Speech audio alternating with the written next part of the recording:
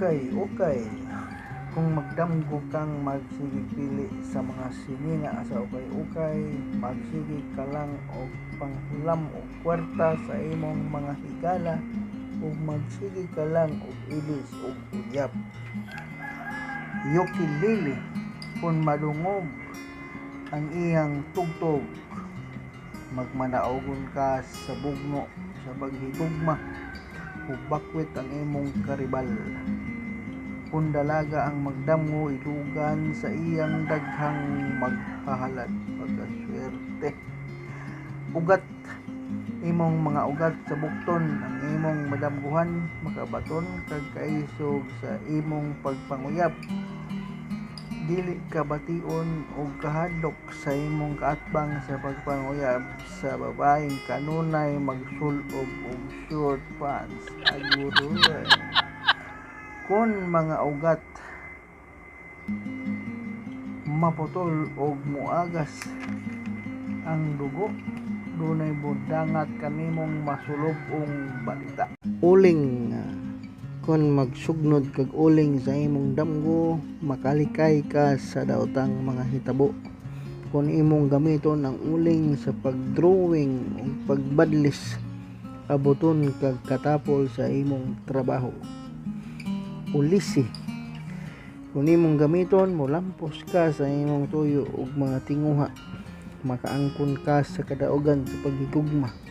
Kung dili gamiton og imo lamang tan-awon ang ulisi, dunay manghulam kanimo sapatos kay wala na lapa-lapa ang iyang igsusul. Ulod sa tanom, nagkahulugan sa kaabunda o kalipay sa paghigugma. Ulod sa patay, nagkahulugan sa kasub-anan o kawadon. Umah kung lapad ang umahan nga imong makita sa imong damgo, mo travel kag layong dapit.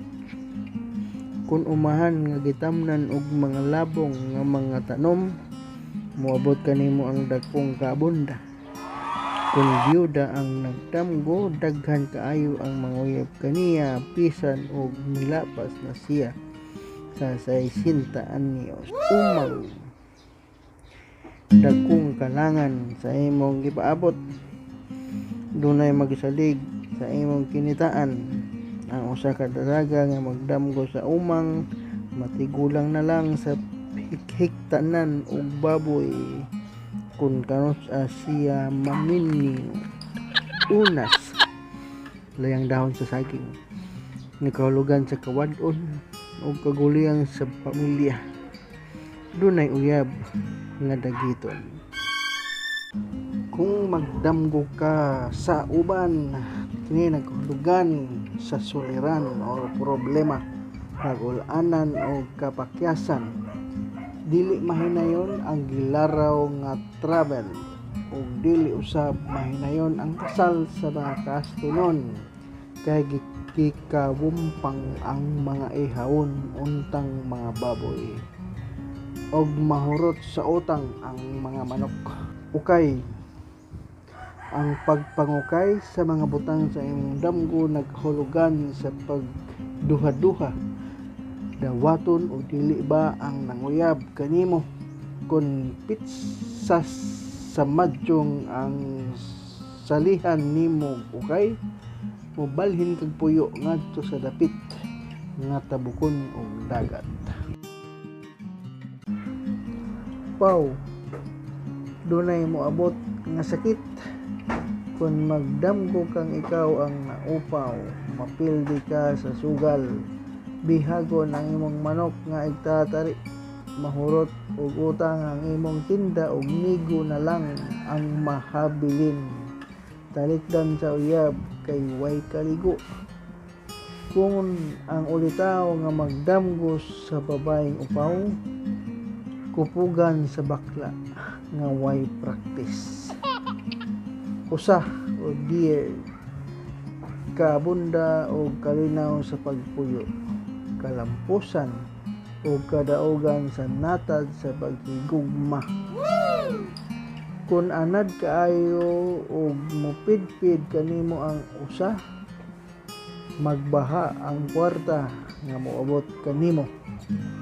Ang negosyante nga magdamgo sa usa or deal makatukod dayon og daghang balay patigayon. Uwak dili maayo og kahulugan, dunay suod nga higala o kabanay ang mupahulay sa kalinaw. Iampo yung tawo.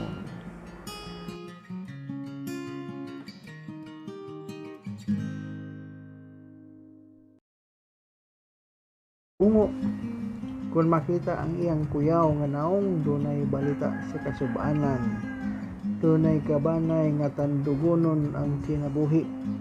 Apan kung ungo nga gwapo o gwapa, kalipay ang maangkon sa manag-uyab. Uniforme or uniform. Ang dalaga nga magsulob sa uniforme, pagatanyagan sa gugmang matuod ug tanyagan siya kaminyoon, tahoron og yukbuan ka sa katilingban tungod sa imong mga maayong binuhatan. Punos panagbulag sa manag-uyab ug bugno sa managtiayon, panagbingkil sa mga silingan ug mahugno ang patigayon.